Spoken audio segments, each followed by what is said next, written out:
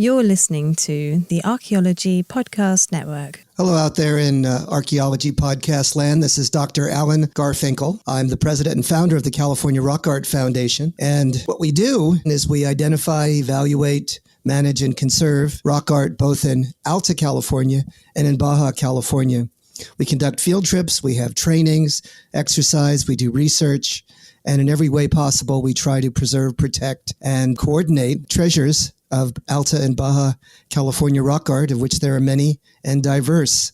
We also work closely with Native Americans and partner with them to recognize and protect sacred sites. So for more info about the fabulous California Rock Art Foundation, you can go to carockart.org. Also, I'm open to give me a call, 805-312-2261. We would welcome sponsorship or underwriting, helping us to defray the costs of our podcasts, and also membership in California Rock Art Foundation. And of course, donations, since we are a 501c3 nonprofit scientific and educational corporation. God bless everyone out there in podcast land.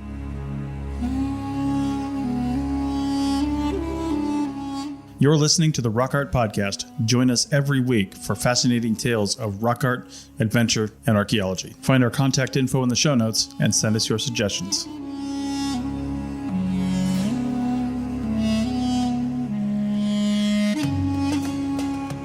Hello out there in Archaeology Podcast land. This is your host, Dr. Alan Garfinkel, for episode 109. Multiple people from Yanyuwa Country in northern Australia's Gulf of Carpentaria are going to talk about their new book, Jakarda Wuka, Too Many Stories. And this is an amazing book, collaboration with their direct people that are responsible for this rock art in Australia. This is going to be a wild ride. Can't miss this one, gang.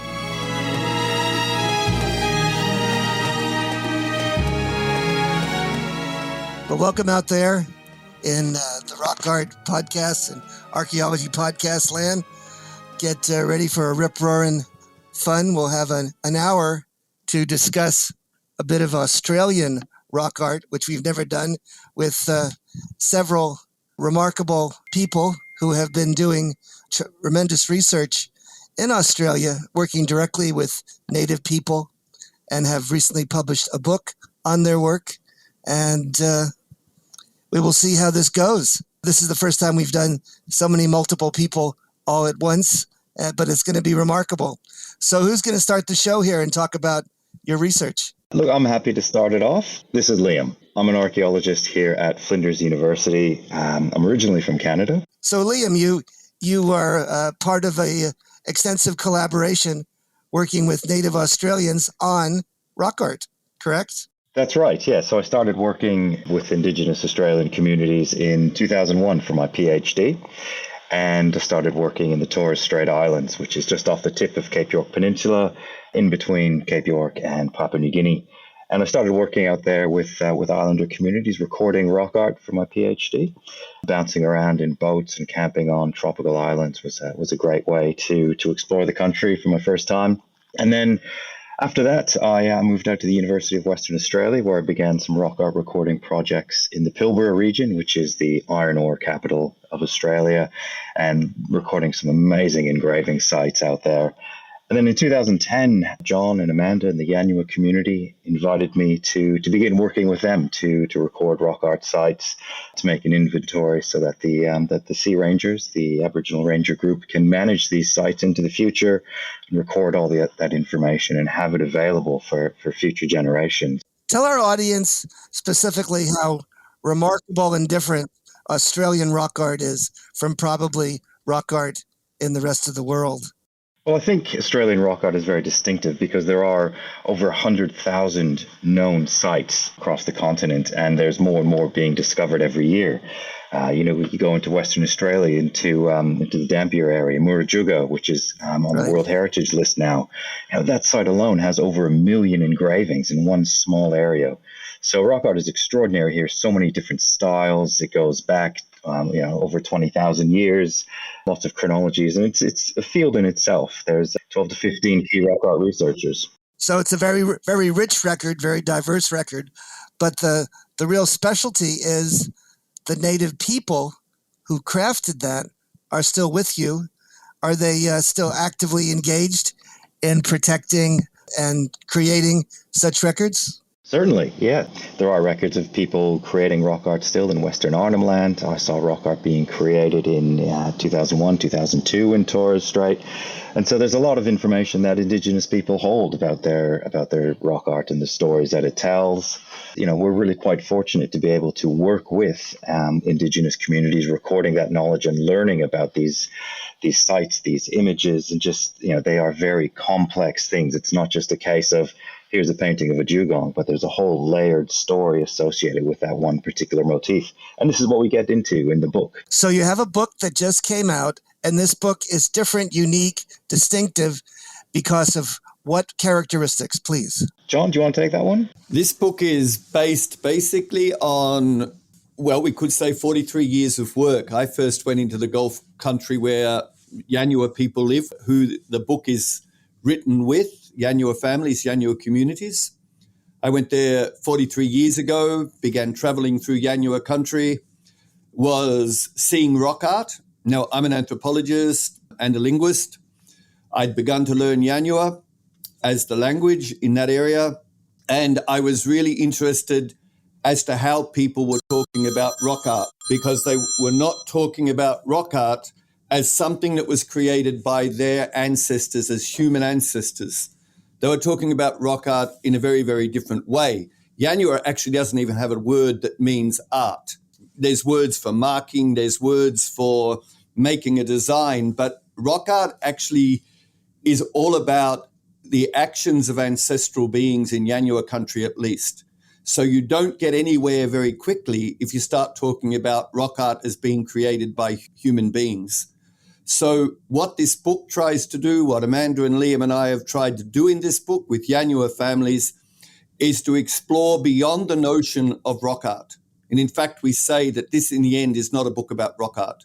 This is a book about a deep ontological and epistemological reckoning of what all these designs in the rock shelters over Yanyuwa Country on the islands, because it's all on island country, how they're being interpreted on a day-to-day basis within the last 40-odd years, given my time experience and knowledge of the language, so that, you know, in the end, you're not asking questions. I could listen to old people just talk about it and gradually build up an idea of what was going on. Then I met Amanda, then I met Liam, and together we decided there was a research project here that perhaps was different than anything else in the world that had ever been done. So, John, this is directly from the Indigenous perspective as to the creators of the art and also what it means and how it functions, I would presume. That's exactly right. So we're relying very much on the voices of the Yanyuwa people that we worked with. So really we're writing a commentary to that. Liam, of course, can set it within the bigger parameters of rock art within the world, within Australia. Amanda and my job as anthropologists is then saying, okay, that's very well, but where does this idea of rock art that's not really rock art then sit within that ontological and epistemological premise that we are dealing with? Gotcha. Amanda, tell us a little bit about your interaction. Well, as John mentioned, so I'm an anthropologist as well, and John was actually my PhD supervisor, and he was the person who introduced me to Yanyuwa Country and working with Yanyuwa families up in the Gulf of Carpentaria. And over the course of time, you know, John, Liam and I had sort of been up in this region working together, and it's this whole research program we've done working with Yanyuwa has really been, for me, led by a deep interest in Indigenous knowledges and how Indigenous people bring their world into sort of actuality. So, you know, rock art is one part of that world, but my work in general has been sort of exploring a whole range of aspects of Yanyuwa life. And I was very lucky in the beginning to be introduced to a group of senior women.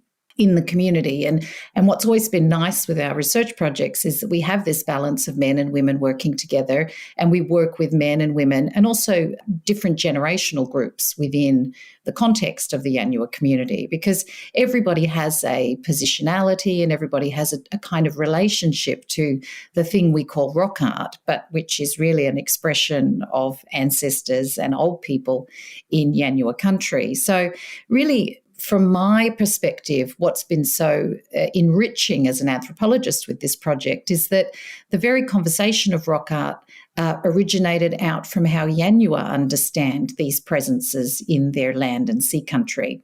So it's about being led by Yanyuwa into a conversation about country and about rock art. And the benefit of this project, and really what has made it so unique all along, is the time depth of the insights and the oral traditions and the recordings that we have, partly because of John's very long-term presence there. I arrive in context about 24 years ago, which is at a time where life is different in the community. Things are changing. That's the dynamic nature of any community. They're always in a state of change and growth and creative reinvention. And so turning up for this project in around 2010, I think it was, we started our first journeys up there as a research team working with families and seeing what is the story for rock art in this present moment, but knowing that that story has a deep time. It has its own big, long story going way back to the beginning when John was there, but also to the very beginning when you have the dreaming and the ancestral beings that created it. So this project has a relationship to time that I think is really unique, in that we aren't attempting to say, rock art is some sort of tradition that is no longer, because rock art, the thing we call rock art, is always in country and always will be, as long as there are Yanyuwa people in a relationship to it. And Amanda, I think you have a real special voice or a special perspective to share with those in the States here, the United States, in that you have a living and vital, almost a sentient tradition that can be shared with others and provide an indigenous voice to this resource we call rock art. Am I correct?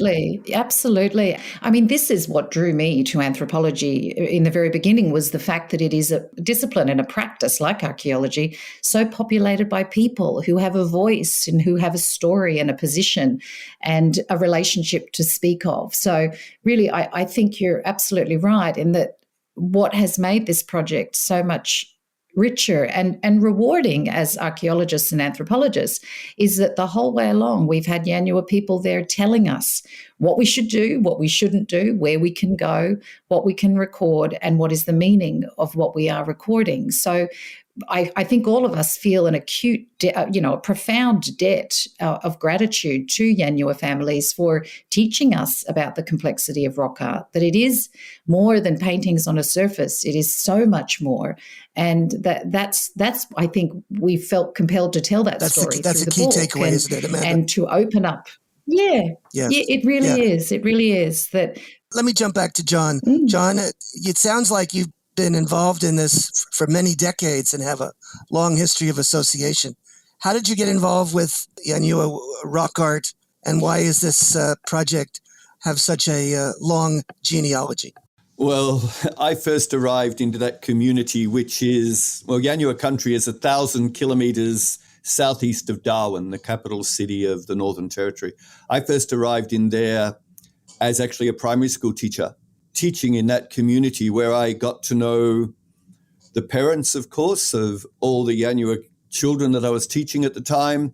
Bit by bit, as I got to know families, they would invite me out onto country. I was also the first white man that ever went into that community that wanted to learn the language. So wow. I was a bit of an oddity in some regards. And as I began to learn language, like any language learning, you begin to see another way of thinking about what's in front of you. And, in the years I was a teacher there, I was taken out onto country.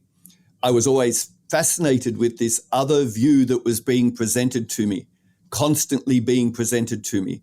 And I began to document even then what was happening and taking photographs and trying to make my own record, albeit perhaps at the time somewhat clumsy.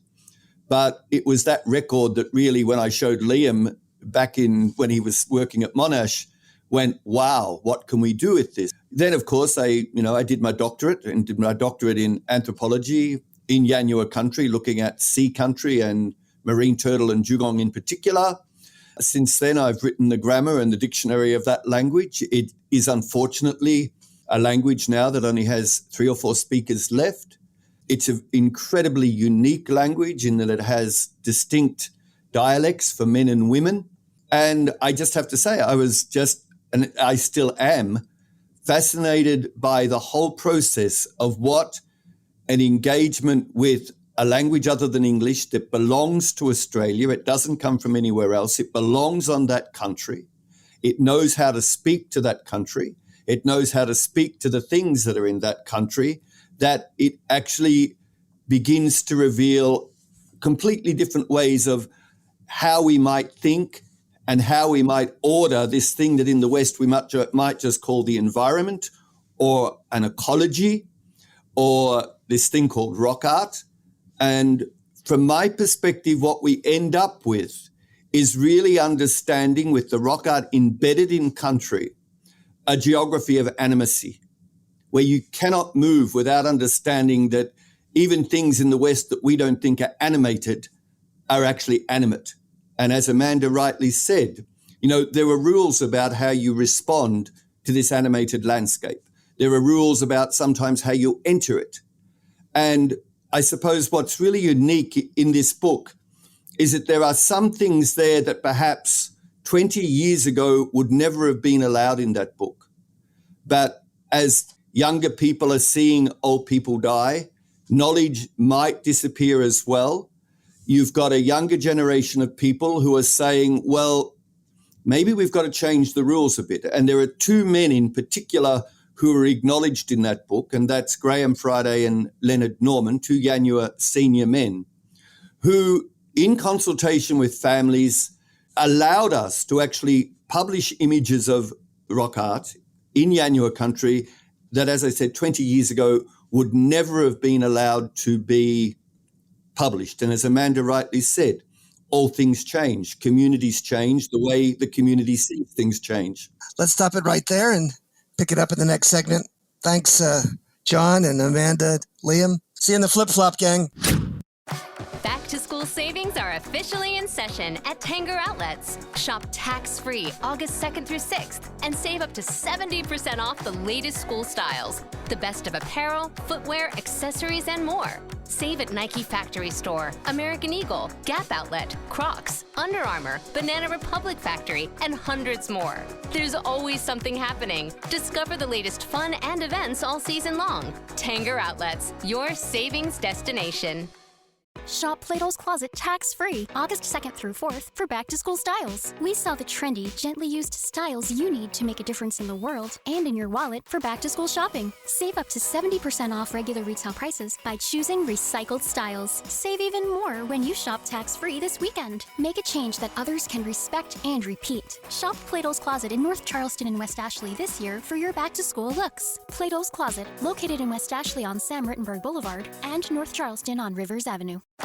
Back to school savings are officially in session at Tanger Outlets. Shop tax-free August 2nd through 6th and save up to 70% off the latest school styles. The best of apparel, footwear, accessories, and more. Save at Nike Factory Store, American Eagle, Gap Outlet, Crocs, Under Armour, Banana Republic Factory, and hundreds more. There's always something happening. Discover the latest fun and events all season long. Tanger Outlets, your savings destination. Welcome back, everybody, in the rock art podcast world. We're continuing with Liam, Amanda, and John talking about the rock art in Australia and what it means. The word rock art is tossed about here in the States all the time. Amanda, rock art's not really the best word to use for this database. Yeah, well, it was interesting that when you're working with Indigenous groups who say to you, a painting is not a painting, when people are not themselves using the word rock art to describe this thing that, as anthropologists and archaeologists, we have come to know as rock art, you find yourself sort of going, okay, I feel like I'm trying to put a square peg in a round hole by talking about rock art all the time. And I think one of our biggest commitments on this project has been to be led by Yanyuwa knowledge and Yanyuwa perspectives and Yanyuwa language. Like John has really emphasized the importance of the language to understanding this context in the world. What do the Indigenous people call the paintings? Well, they can be a whole lot of things. They can be old people, they can be dreaming, they can be an indication of the health and well-being of the land and sea country that we're visiting. People never really settle on that word rock art because country is very alive and very active. How do they perceive the images? Are they sentient? Are they alive? Are they fashioned by supernatural beings? Help us. Well, supernatural is a bit of a funny word to use there, but it would certainly be, and I'll get John and Liam to also respond to this as well, but from my perspective, the idea is that country and the land and sea is alive, and it's full of presences. These can be the presence of ancestral beings. They might be the presence of deceased kin who are moving through their land and sea country. So nothing is as we in the West might necessarily understand it. So if everything has a kind of agency and the capacity to be present and in country, then what we are seeing on rock surfaces could be created by the spirit beings, the ancestors, what people often refer to more generally as dreaming ancestors, or they could be the presence and reminders of old people and kin who have passed away, but who are still making up part of country. So, for example, we've had instances where it became very well known that we were a group that were always and forever talking about and looking for paintings and rock art. So people would sort of see that as I guess that we had a keenness and a desire to see rock paintings. And on occasions, we would go to do surveys, and we would be on periods of time where we were camping out on country, and we'd be looking and looking. And then, for example, on one occasion, we found two of the freshest handprints that we had ever recorded in this context. And these were extremely vibrant red ochre handprints on one particular rock surface. And when we returned back to the community that evening to talk to people about this, and I'm going to hand over to John because John is the one who often has these conversations in language. John, do you want to recall the conversation about the super fresh handprints that we found? Sure. Okay. So the day before we made this trip to where these rock art prints were found, it's a country. Now, let me just preface this. Yanyuwa Country has over 2,000 place names over its area. So location of place, if you know the place names, is very easily understood, and that every place name actually has its own biography. So we had organized with a group of traditional owners of Yanyuwa men and women to go to a place called Liwanginya. As soon as you say the name Liwanginya, people look a little concerned. It's a place where it's felt that the spirits of the old people are very present. It's a place, therefore, where you have to be very careful. So the night before we made the trip, and we made the trip by helicopter, there was a lot of talk about this place called Liwanginya. There's a lot of ceremonial knowledge associated with this place called Liwanginya. And we were sitting with a very old woman, one of the last really key knowledge holders of that country, and her cousin who was going to travel with us. And in that process, songs were sung, discussions were talked about this place called Liwanginya. So we then traveled to Liwanginya. As Amanda said, we find these handprints that are just so vibrant. They are so rich in color. And people were absolutely amazed by them. Photographs were taken. We went back to the community that evening and we sat down and talked about it. Of course, Liam could show photos of the prints because Liam was always, because of his knowledge, the photographer of all these sites. And the decision that was made and the conversation around those handprints was about that the country and the old people were so happy that we had remembered them, that they had put those prints there just before we had arrived to demonstrate the happiness, that they were revealing the happiness of that country to us, to be remembered, to be represenced, and that those handprints weren't at all old at all. They were a phenomena from the day before or even the evening before. And this is not unusual. This is just part of the conversation about this presencing in country and how you must approach country. So there's other sites that are actually which are what we might call humanoid in form. They look human, and people will say, well, they're actually not art. That's actually the bodies of the ancestors that have placed themselves into the rock.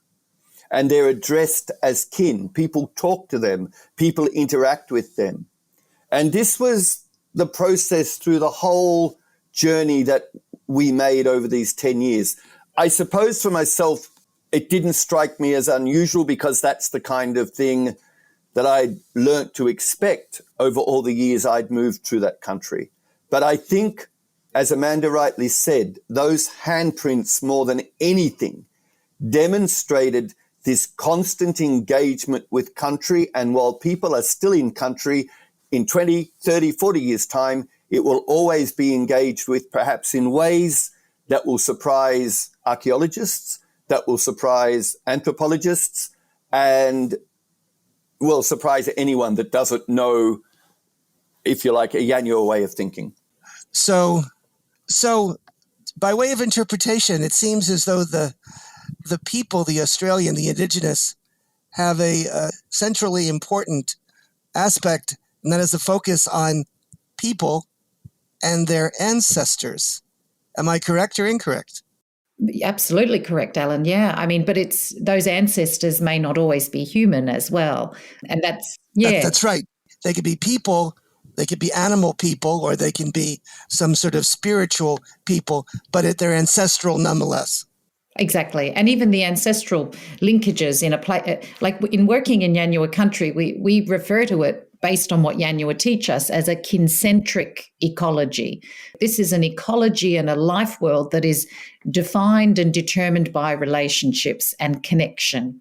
So that is sort of the overarching premise for understanding everything in a Yanyuwa context. And the rock art becomes one part of that. Yeah, so illuminate me. You alluded to the fact that you have to understand relationships and ecology and interactions, the way, the tether that occurs here. Help me understand that, just even superficially. Well, look, I think everything is in relationship. So everyone, that is, as humans, are connected through kinship, but that every person is embedded in the Yanyuwa world through relationships to non-human presences as well. And that can include non-human animals, the elements, weather phenomena, anything of the sorts, that because it's a world that is mapped by kinship and relationships, everything is in relation. So it's really not a system that operates on an individual kind of logic like we might have in a Western context. It's rather one of hyperconnectivity. And so a person can be in a relationship of a deep and abiding sort of familial nature with everything in their Yanyuwa world. And that gets reflected in the language, that's reflected in day-to-day life, it's reflected in the way people organize their housing and their raising of children, how they might plan to travel across their land and sea country on any given day as well. So, I mean, relationships, and this is something maybe Liam might like to speak to about. Yeah, these relationships, we have to understand them and practice them as well in order to do the research. Explain that to me, please. What do you have to do to best understand and appreciate and access this cognitive map of the universe? Liam?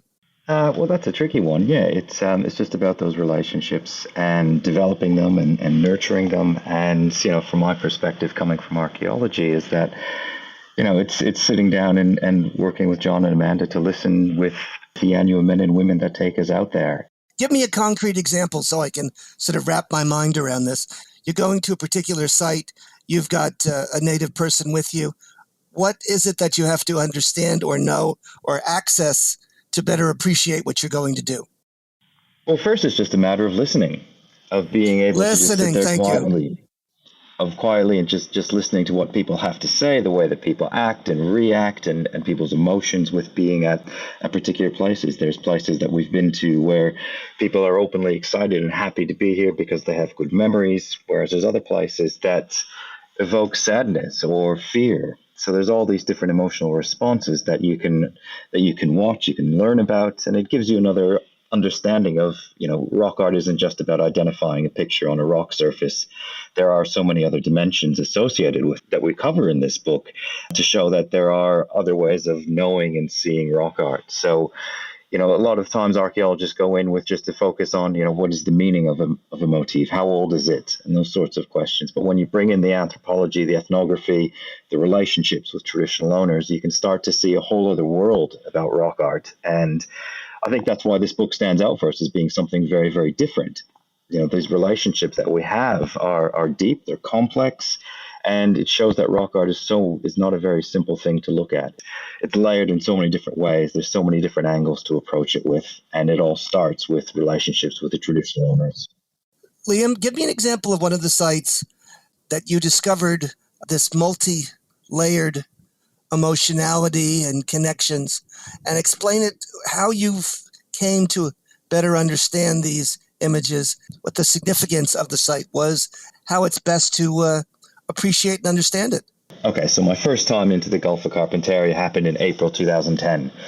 We arrived out there just after a cyclone had been through, super hot, super humid, camping out on Southwest Island with a lot of senior Yanyuwa men and women. One of the senior women, Dinah Norman, asked us to go and record a rock shelter that she remembered camping at when she was a young girl, so probably sometime in the 1950s. And so she wanted us to go out there and record a painting of a donkey that she remembers seeing. Now, donkeys were really interesting because they were introduced species, so they reflected contact with Europeans. So we went out to the site, went out there with a lot of young kids, and we scoured the site. We looked everywhere for it. There were other paintings that were there, but we could not see it. And it was really disappointing from my point of view. But at the same time, I was thinking in my head, oh, maybe this is because it's in a coastal area, so it faded away because there's so much rain and wind. And that was, me looking at it through this Western lens, this Western science lens. And then you go back to the campsite, and John is there talking to the women about it. And the explanation for it had nothing to do with Western science. It had nothing to do with microerosion or granular disintegration or anything like that. Donna said that it was because it was taken away by the spirits of deceased kin. It was taken away by the ancestors. They actually took that painting away because they were sad. They were sad that nobody was out visiting country anymore. The spirits were sad because people were dying in the Yanyuwa community back in Borolula. So it was a response. It was a reaction. And the spirits, the Liwangala, they took that painting away. And so it was a sad sort of situation. But at the same time, the example that Amanda was talking about with those fresh handprints, those fresh hand stencils, paintings could be made again when things were in good situations, when people were happy, when people were back out onto country. So, those relationships between the paintings, the Yanyuwa men and women, and us is this really interesting network, this interconnected world of meaning and understanding. And so as an archaeologist, that completely threw me. It wasn't what I expected. And it really forced me to rethink and to challenge the way that I've come to know and understand rock art. And I think that's why this book is really important for archaeologists, because it shows how important collaboration is with anthropologists, with linguists, with traditional owners, and the depths that you can go to try and understand the complexity of this rock art. Fantastic. John, why don't you bring in your own perspective on this from an historical standpoint? Well, both Amanda and Liam have picked up on really important points, and I sort of want to take it a bit deeper. You cannot, and Amanda touched on this with kincentrism, the whole notion of being kincentric. But we have to understand in Yanyuwa Country, kincentrism also means politics. And I mean sometimes really heavy politics between families and between understandings of what is present in country. So all our field work was predicated also by understanding the politics in country, of how kin organize themselves politically. So, for example, in a Yanyuwa way of thinking, you can relate to any area of country through 4 ways. One is through your father, through paternal descent. One is through your mother. One is through your mother's mother or your mother's mother's brother. And another is through your father's mother or your father's mother's brother.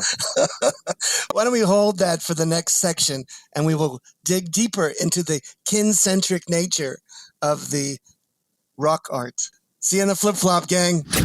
Shop Plato's Closet tax-free August 2nd through 4th for back-to-school styles. We sell the trendy, gently used styles you need to make a difference in the world and in your wallet for back-to-school shopping. Save up to 70% off regular retail prices by choosing recycled styles. Save even more when you shop tax-free this weekend. Make a change that others can respect and repeat. Shop Plato's Closet in North Charleston and West Ashley this year for your back-to-school looks. Plato's Closet, located in West Ashley on Sam Rittenberg Boulevard and North Charleston on Rivers Avenue. Back to school savings are officially in session at Tanger Outlets. Shop tax-free August 2nd through 6th and save up to 70% off the latest school styles. The best of apparel, footwear, accessories, and more. Save at Nike Factory Store, American Eagle, Gap Outlet, Crocs, Under Armour, Banana Republic Factory, and hundreds more. There's always something happening. Discover the latest fun and events all season long. Tanger Outlets, your savings destination. Shop Plato's Closet tax-free August 2nd through 4th for back-to-school styles. We sell the trendy, gently used styles you need to make a difference in the world and in your wallet for back-to-school shopping. Save up to 70% off regular retail prices by choosing recycled styles. Save even more when you shop tax-free this weekend. Make a change that others can respect and repeat. Shop Plato's Closet in North Charleston and West Ashley this year for your back-to-school looks. Plato's Closet, located in West Ashley on Sam Rittenberg Boulevard and North Charleston on Rivers Avenue. Everybody out here, here's the third segment of our Australian rock art journey and the party we're having, talking about the deep dive into our understanding of Australian rock art with John, Liam, and Amanda in a way that probably none of us have really experienced it. John, you were getting into the kin-centric elements of trying to understand this Australian rock art from the perspective of the natives who crafted it. Am I correct? Yeah, and what I'm trying to say is that it's inherently political. You don't move out into Yanyuwa Country unless you understand the politics of how people through time, through to the present, actually organize themselves on that country. Entry into Yanyuwa Country is not a free-for-all. You have to understand who you have with you, what their relationships to that country are, and that's why, Amanda brought up this idea of kincentrism. But the specifics of that kincentrism are based on basically an understanding of your descent line in relation to any one country. And as I said, either through your father, through your mother, through your mother's mother, or through your father's mother. And each one of those particular aspects of kinship will determine your relationship to that country, what you can actually say about that country, or what permissions you need to be able to talk about that country. So, for example, we went into a very big site on Southwest Island. Amanda was not allowed to travel into that site because it was a restricted men's only place because of certain ceremonial objects that were present there. This wasn't seen by Amanda as something bad. Senior women with Amanda had explained to her that, they couldn't even enter into this place. This is the rules. This is what we would call the law. So when we entered into that place, the people who called that country their mother had to lead the way because basically they are the guardians for their mother's country. They have to clear the access, and the people who call that country their own through paternal links follow behind because they don't have the authority to clear access into these really restricted places.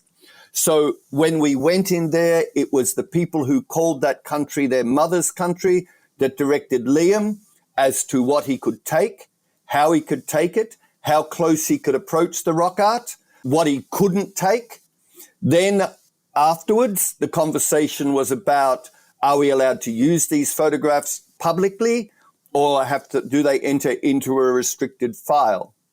For me, because I was so familiar with this place, The surprise for me is that in a modern sense, because of the critical component of wanting young people to know, wanting to engage in a contemporary event on country, these senior men actually then said, you can publish these photos in your book as long as you give no actual clear reference to where they're actually located.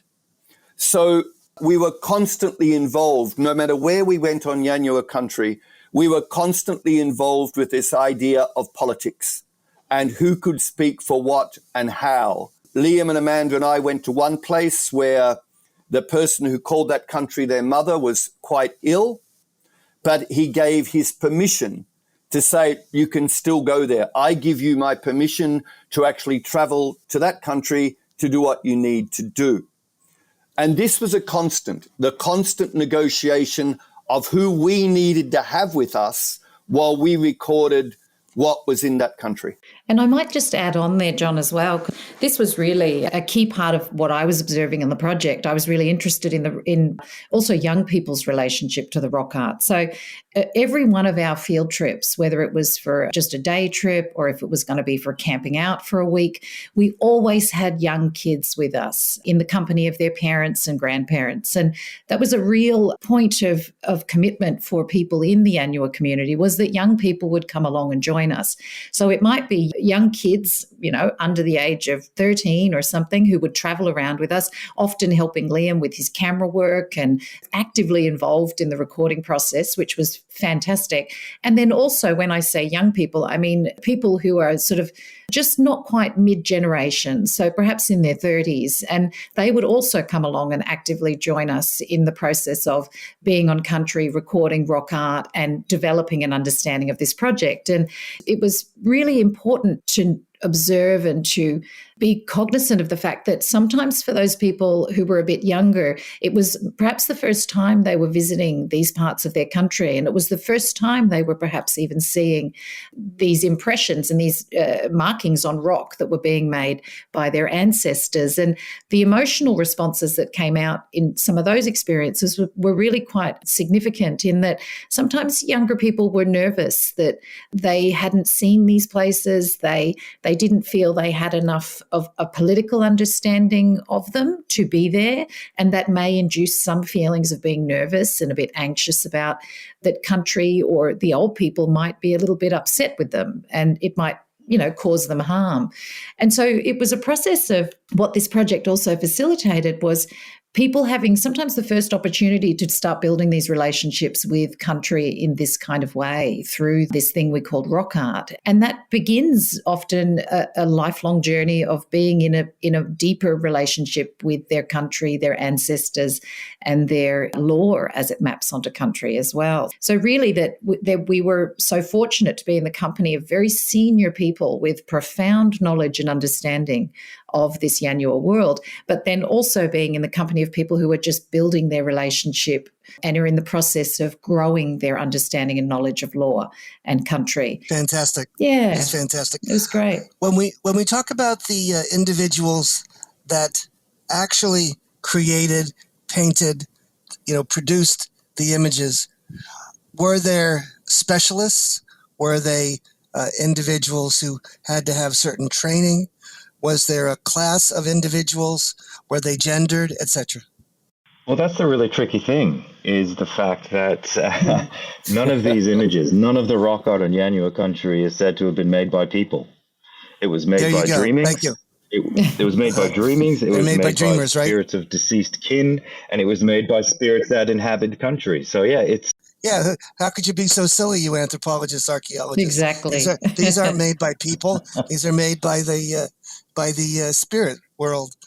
And so why would you ask such a silly question? Exactly. And look, it's a confronting thing as well for people that have been trained in Western science and archaeological science to all of a sudden look at something like rock art and realize that there's a whole other story attached to it. And the way that you've been trained all of a sudden gets turned on its head. And that for us is something that's really interesting. And we write about that in the book as well. And I actually love that this was a real, challenge for us as academics. We published a piece in American Anthropologist, and I remember we kept defaulting to using the word rock art, and we were sort of like, no, we've got to shake out of this way of thinking. That's not the word. That's not what people are telling us. And we had to kind of fracture our habit and realize, no, we've got to tell this story differently. We've got to tell this story in a way that really stands and holds true to the Yanyuwa voice that has led the project. And that has been, I think for all of us, that's a career-long commitment. It's not just in the form of this book. It's in the form of all of our research as we move forward. I just want to build on what Amanda's saying there, is that there is also, you can still tell an archaeological story about this. You can still, do classification of motifs. You can still try and find stylistic boundaries and different things like that. So in that sense, the archaeology can also sit alongside that Yanyuwa knowledge. It's something that, we can still sort of explore, and we've done that in an archaeological sense, but all the time recognizing that it's just another way of knowing and seeing this Yanyuwa rock art. Yeah, and if I can come in there, and I think the big overarching message of all of that is that we often use these terms, Indigenous knowledge or Indigenous ways of knowing. And when you confront even just what we're calling rock art here, let alone anything else that might be in Yanyuwa Country, what we're really dealing with are deep philosophies of being in a place that is called home by those people. These are philosophical ways of knowing. And I'm fascinated with it because these philosophical ways of knowing just cut the joints of so much of what in the academy or just Western knowledge more generally can't exist in Yanyuwa Country properly. That what we might consider a binary is no longer a binary. The binary makes no sense at all. So in other words, John, our Cartesian Western science, the way in which we cut and shape the world doesn't fit as a paradigm or model to understand and appreciate the Indigenous knowledge of Australian rock art that you have seen and experienced, correct? Well, for Yanyuwa Country, absolutely. And I think we do a great disservice when we try and make Western ways of knowing fit into that. And that point by Amanda then is so important. As recorders, as writers, as academics, do we dare push the boundary far enough to say, you know what, guys, we can't go there because we would then be misrepresenting a whole philosophical system that we have become privileged to know. And this is a challenge across the board in universities about how then does Indigenous knowledges even come into the academy and be allowed to be what they need to be without some default method of, say, only taking the bits that we want. And it's an ongoing conversation, really. It is. We are dealing with that actively, even in the States. That's a huge challenge for us to try to appreciate, reflect, understand, or somehow revere and acknowledge Native perspectives, Indigenous perspectives on environment, on landscape, on what have you. And Alan, there's also broader implications to this, is that, yes, we're looking at rock art through the lens of kinship and kincentric ecologies. Doesn't mean it's just restricted to rock art. This can also go on to things like stone artifacts and quarry sites. There's all these other sort of what we call archaeological features, but all of these have this rich context to it that we need to be able to explore and to understand. And we do that through relationships. So we've started to do that with some of the stone artifacts from neighboring Mara country, to try and learn more about the complex cultural story associated with these. And, that's really exciting, and it builds on this rock art material. So we hope that we can sort of use these ideas to push archaeological research forward. So as physicists and other scientists begin to understand the universe better and better and in different ways, is there a coming together?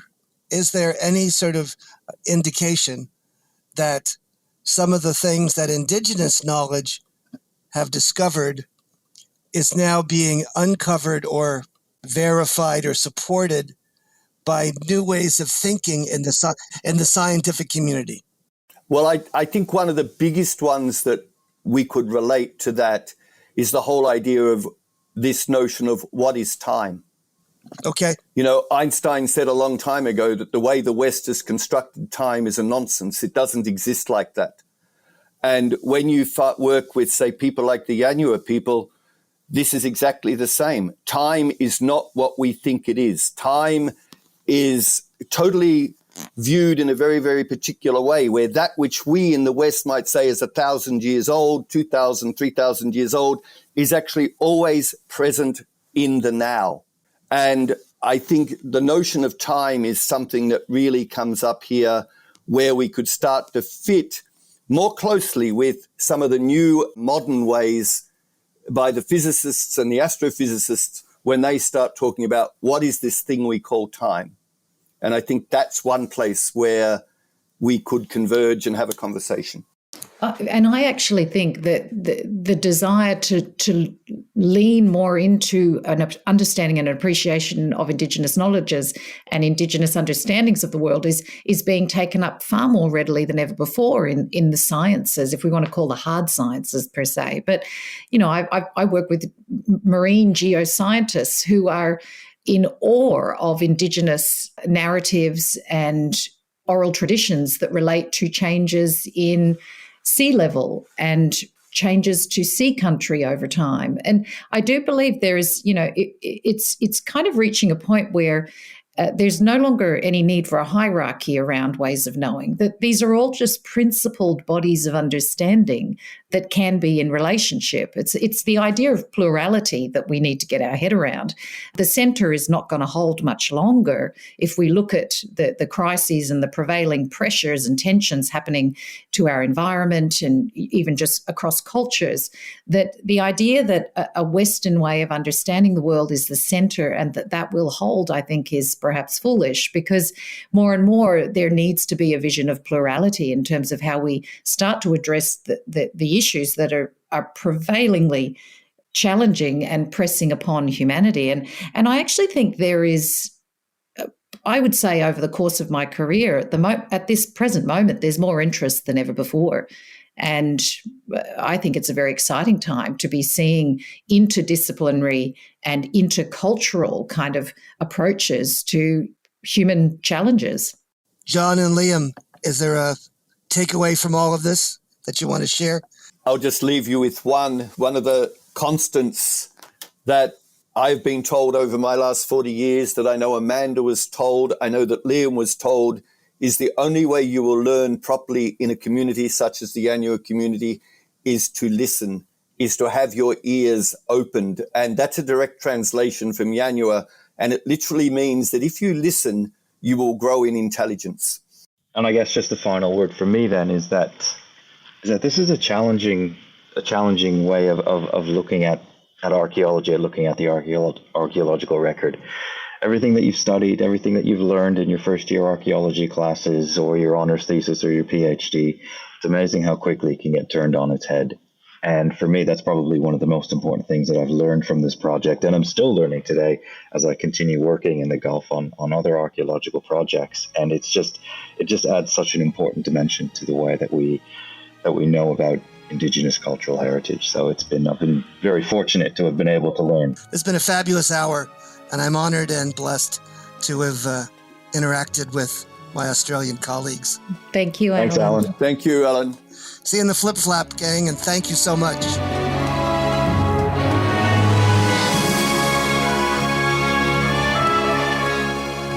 Thanks for listening to the Rock Art Podcast with Dr. Alan Garfinkel and Chris Webster. Find show notes and contact information at www.arcpodnet.com/rockart. Thanks for listening, and thanks for sharing this podcast with your family and friends.